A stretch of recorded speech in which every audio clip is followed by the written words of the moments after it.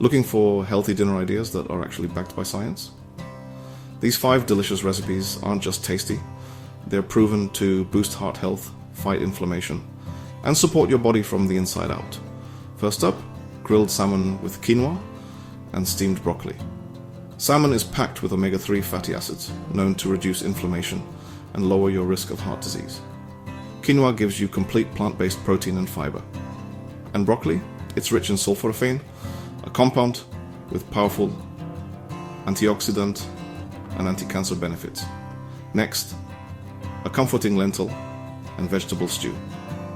Lentils are a powerhouse rich in protein, iron, and fiber, helping to lower bad cholesterol and control blood sugar.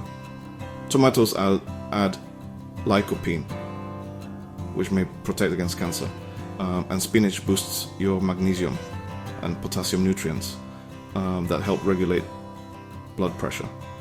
This is a classic clean meal. Lean chicken breast helps keep you full without added fat.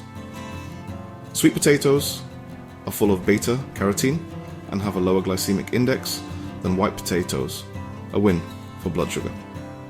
And green beans add fiber and essential vitamins like A and C. Craving pasta? Choose whole wheat.